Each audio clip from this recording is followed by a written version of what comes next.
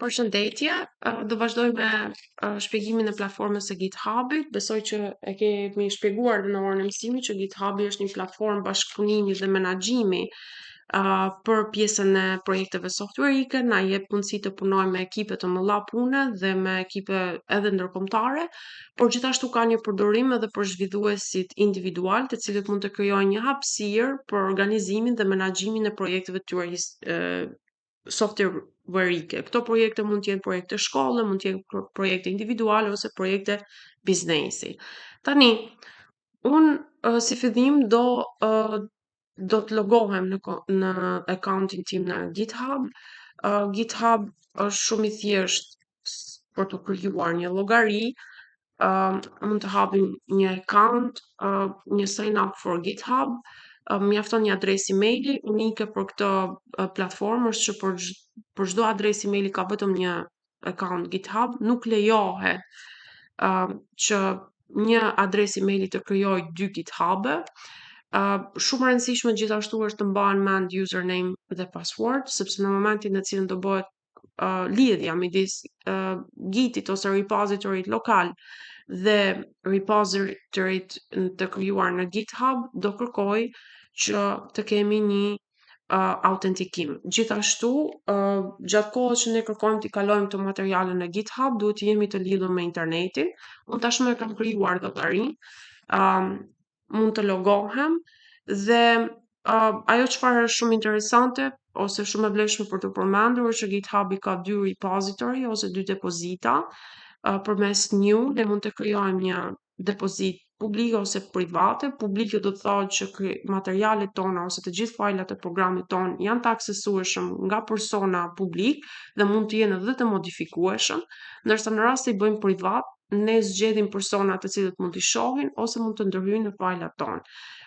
Në rastin e kursit ose në rastin e detyrave tonë kemi krijuar repository publik dhe unë tashmë e kam krijuar, ne mund të vendosim një emër, e zgjedhim publik ose privat dhe bëjmë një create dhe pastaj krijohet depozita ose repository on. Unë tashmë e kam krijuar me emrin test dhe në momentin në cilin s'ka asnjë folder të ruajtur, ne kemi këtë pamje ku na jepet një link i repository ton, që në këtë rast është test.git, ka dhe username-in ton dhe ka disa ndihma ose hinte të cilët ne na krijojnë në lidhje me komandat, se si ne mund të krijojmë një komand.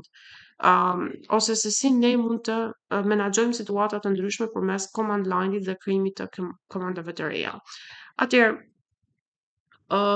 si fillim përcaktojmë se çfarë materialesh kërkojmë që të kalojmë në GitHub dhe materialet që kërkojmë t'i kalojmë e supozojmë që është test 2. Marrim pathin dhe lokalizohemi me terminal në këtë lokacion. Dhe shohim që kemi dy fajla të cilët ne kërkojmë t'i kalojmë në GitHub. Atëherë, përveç pjesës së kalimit në GitHub, ne vazhdojmë me komandat e tjera, git remote, add, origin, dhe zgjedhim linkun ton, që është edhe linku i accountit ose i depozitës ton publike. Okej, nuk është i lidhur. Ne mund të krijojmë një depozit lokale, git init. Është inicializuar.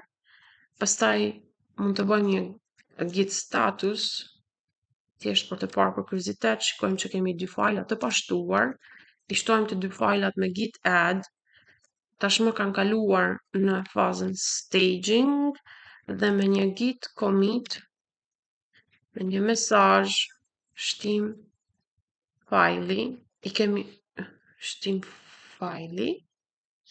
Atëherë janë shtuar, mund të shtojmë një git status dhe shohim që të gjitha janë në branqet tona master dhe nuk kemi asgjë të papërfunduar. Supozojmë që është versioni jon përfundimtar dhe tani mund të zgjedhim një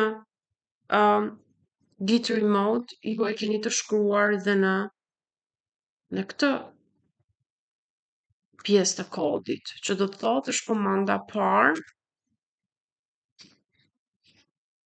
Tashmë, pasi kemi krijuar një repository lokal në makinën tonë, dhe pikërisht në folderin test 2, i kemi kaluar të gjithë fajlat, të gjithë një herësh me git add pik dhe i kemi bërë commit, është kompletuar depozita lokale e instaluar në folderin test 2 që do bëjt mundur gjurmimin lokalisht të këtyre fajlave dhe me git remote, pasi i kemi shtruar në repository lokal, bëjt mundur lidhjen ose komunikimin e kësaj fajli ose kësaj depozite lokale me depozitën tonë në GitHub, që mund ta marrim të gjithë komandën e plot ose mund ta shkruajmë komandën dhe kopjojmë linkun.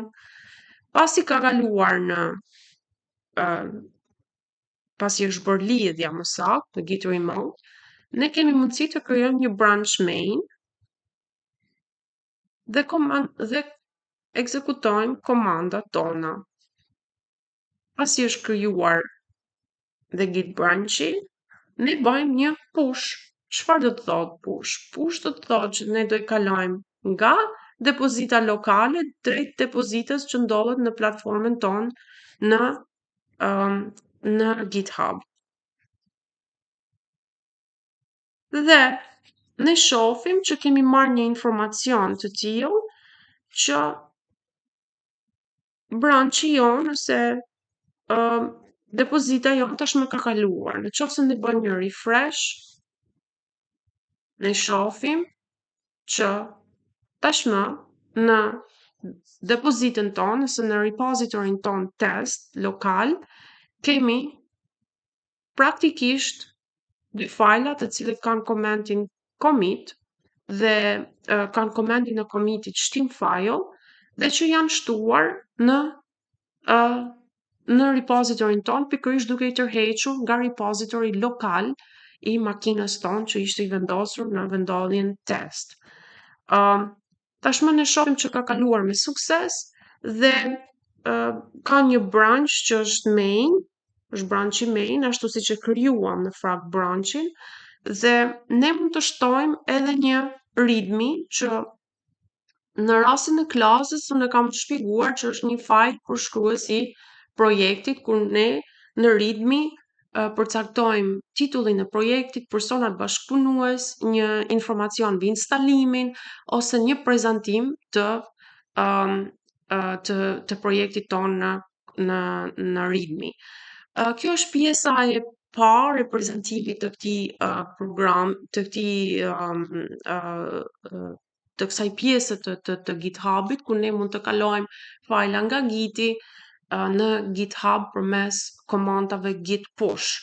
Shumë e rëndësishme të gjithë procesi, ku si fillim krijuam repositorin lokal, u siguruam që të gjithë të fajla në repositorin ton lokal të vendosur në test 2 janë në staging ose në fazën commit, domethënë në fazën të përfunduar. Më pas me git remote add origin jemi lidhur me linkun ose me vendodhjen ose le ta thona me adresën e cila është krijuar repository publik në rastin ton, i vendodhur në accountin ton në GitHub dhe kemi krijuar branchin main dhe kemi shtyrë në atë branch ose kemi bërë git push të gjithë fajlave të cilët janë të shtuar në depozitën ton lokale në test 2 dhe ato kemi marrë informacion që është shtyrë ose ka përfunduar procesi pushit në mënyrë të suksesshme. Në momentin që bëjmë një refresh faqes tonë test, ne pam që fajlat tonë si script Java, si script.ks dhe test2.html u kaluan me sukses në folderin ose në depozitën tonë publike të ruajtur në GitHub. Këto ishin hapat që ndoqëm me kalimin nga Git në GitHub dhe në videot në vazhdim ne mund të shohim akoma më shumë përdorime të komandave ose më shumë situata rreth bashkëpunimeve të ndryshme apo situatave të ndryshme të cilët kërkojnë zgjedhje, përdorim të veçantë komandash ose dhe ndërhyrje në llogarinë tonë në GitHub.